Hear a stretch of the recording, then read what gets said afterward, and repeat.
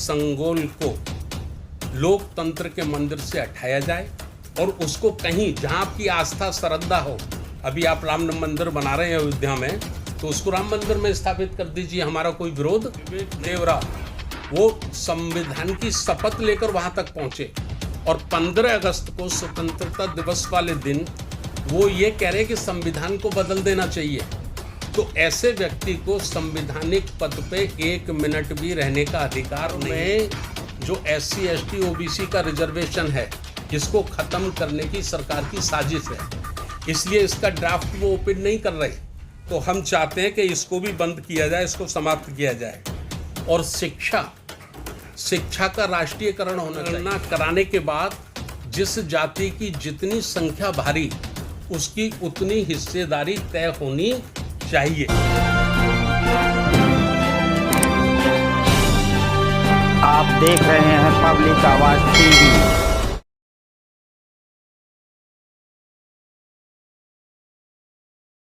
सभी साथियों को हमने आज इसलिए तकलीफ दी है, आप लोगों को यहाँ बुलाया है कि राष्ट्रीय बौद्ध महासभा और सामाजिक न्याय परिषद ने हमने संयुक्त रूप से संविधान के 74वें संविधान दिवस 26 नवंबर को दिल्ली के जंतर मंतर पर विशाल धरना प्रदर्शन करने का निर्णय लिया है। और इस धरना प्रदर्शन में भारत के लगभग 30 राज्यों के बाबा साहब डॉक्टर अंबेडकर को मानने वाले, बुद्ध को मानने वाले लोगों की इसमें भागीदारी होगी। लगभग 30 राज्यों से साथी इसमें अपनी सहभागिता निभाएंगे। और ये धरना प्रदर्शन किस विषय में है, इसका जो हमारा सबसे प्रमुख विषय है वो है कि नई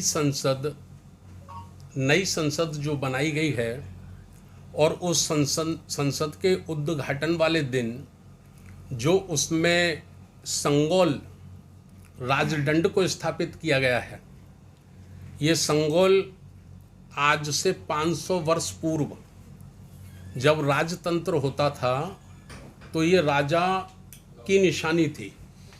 तमिलनाडु में एक छोटा सा एरिया है चोल, वहाँ चोल का जो राजा होता था उसके यहाँ ये परंपरा थी।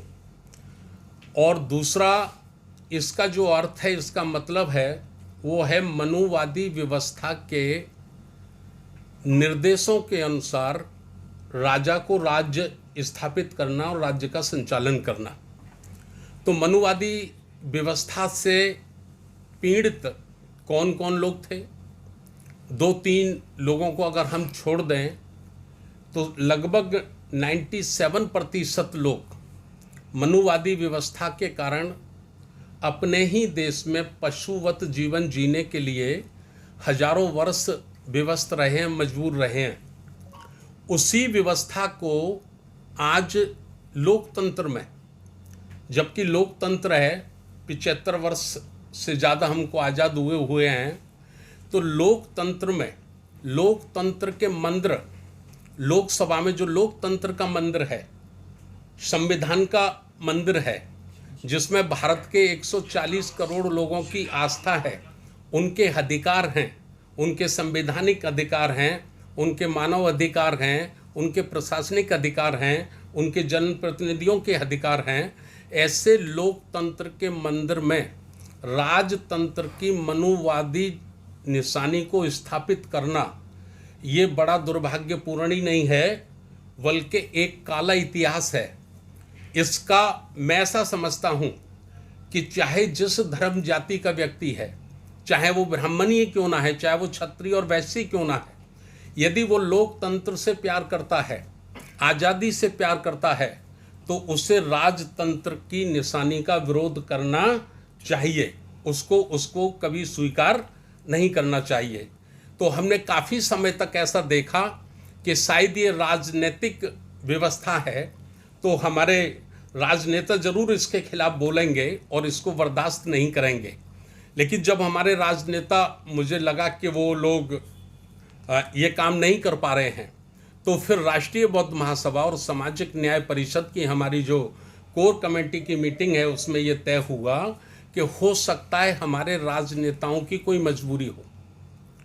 क्या मजबूरी हो सकती है? इनकम टैक्स हो सकता है, सीबीआई हो सकती है, ईडी हो सकती है, अनेक। आप देख ही रहे हैं आज भारत का माहौल के आपातकाल अघोषित रूप से इमरजेंसी भारत में लगी हुई है। तो हो सकता है उनकी मजबूरी हो, लेकिन बाबा साहब डॉक्टर अंबेडकर को मानने वाले लोग, साऊ फूले को मानने वाले लोग, संत रविदास संत कबीर को मानने वाले लोग, महाकारुणिक तथागत गौतम बुद्ध को मानने वाले लोग, गुरु गोविंद नानक को मानने वाले लोग और मान्यवर काशीराम साहब के जो अनुयायी हैं, उनकी कोई मजबूरी नहीं है, समाज की कोई मजबूरी नहीं है। तो समाज को जरूर इसका विरोध करना चाहिए। तो हम प्रमुख रूप से, वैसे तो हमारी 9-10 मांगे हैं, लेकिन प्रमुख रूप से हमारी जो मांग है वो है कि संगोल को लोकतंत्र के मंदिर से हटाया जाए और उसको कहीं जहां आपकी आस्था श्रद्धा हो, अभी आप राम मंदिर बना रहे हैं अयोध्या में, तो उसको राम मंदिर में स्थापित कर दीजिए, हमारा कोई विरोध नहीं है। लेकिन लोकतंत्र के मंदिर में मनुवादी व्यवस्था का प्रतीक, राजतंत्र का प्रतीक नहीं होना चाहिए, इसका हमारा बहुत बड़ा विरोध है।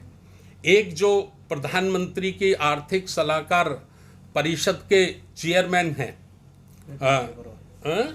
विवेक देवरा, वो संविधान की शपथ लेकर वहां तक पहुंचे और 15 अगस्त को स्वतंत्रता दिवस वाले दिन वो ये कह रहे हैं कि संविधान को बदल देना चाहिए।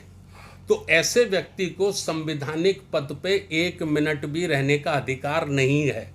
तो हमारी दूसरी मांग है कि उसको तत्काल उस पद से हटाया जाए और उसके ऊपर देशद्रोही का मुकदमा लगाया जाए। तो इस प्रकार की 8-10 मांगों को लेकर हम लोग देशव्यापी ये एक दिन का धरना प्रदर्शन जंतर मंतर जो संसद भवन नई दिल्ली के नज़दीक है वहाँ करने के लिए जा रहे हैं। इसलिए आज हमने आप लोगों को तकलीफ दी है। धन्यवाद। बौद्धों का पर्सनल कानून बनाया जाए, क्योंकि दूसरों का है, बौद्धों का नहीं है। तो बौद्धों का पर्सनल कानून बनाया जाए, ये हमारी मांग है। और समान नागरिक संहिता यूसीसी, इसकी आड़ में जो SC ST OBC का रिजर्वेशन है, इसको ख़त्म करने की सरकार की साजिश है। इसलिए इसका ड्राफ्ट वो ओपन नहीं कर रहे। तो हम चाहते हैं कि इसको भी बंद किया जाए, इसको समाप्त किया जाए। और शिक्षा का राष्ट्रीयकरण होना चाहिए। शिक्षा का हम राष्ट्रीयकरण चाहते हैं, ये हमारी मांग है। और OBC SC ST का आरक्षण कोटा पूरा किया जाना चाहिए, ये हमारी मांग है। आगे इससे निजीकरण को बंद किया जाना चाहिए, चूँकि संविधान ये दिशा देता है, निर्देश देता है कि किसी भी देश की आर्थिक जो संपदा है वो मुट्ठीभर लोगों के हाथ में नहीं होनी चाहिए। यदि मुट्ठीभर लोगों के हाथ में किसी देश की आर्थिक संपदा होगी तो उस देश का लोकतंत्र खतरे में पड़ जाएगा, उस देश के लोग कमज़ोर हो जाएंगे। तो निजीकरण को तुरंत बंद कर देना चाहिए। हमारा आगे की मांग है, संपूर्ण भारत में जातीय जनगणना कराई जाए। जातीय जनगणना कराने के बाद जिस जाति की जितनी संख्या भारी, उसकी उतनी हिस्सेदारी तय होनी चाहिए। तो ये हमारी इसमें मांगे जनगणना कराने की।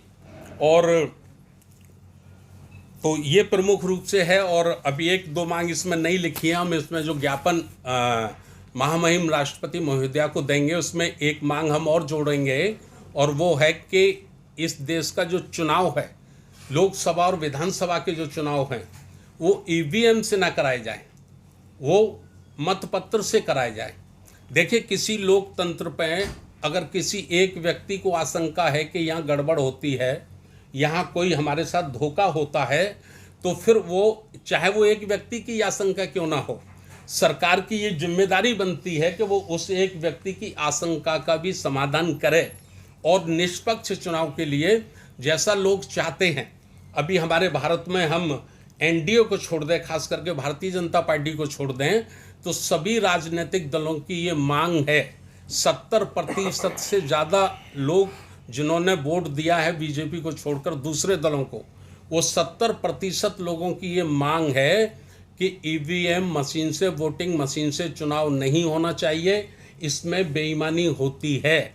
और हमारे देश के सुप्रीम कोर्ट ने भी आशंका ये व्यक्त की थी, ये आशंका उन्होंने भी व्यक्त की कि गड़बड़ी होने की संभावना है, गड़बड़ी होने की संभावना से इनकार नहीं किया जा सकता। और जिन देशों ने, जैसे इंग्लैंड ने ये ईवीएम बनाई, जिन देशों ने, फॉरवर्ड देशों ने, विकसित देशों ने इसका आविष्कार किया, उन्होंने आज अपने देश में ईवीएम को बंद कर दिया है। वहाँ मतपत्र से चुनाव होते हैं, तो भारत में भी ये मतपत्र से चुनाव होने चाहिए, ईवीएम मशीन से चुनाव नहीं होने चाहिए। ये भी हमारी प्रमुख मांगों में शामिल है।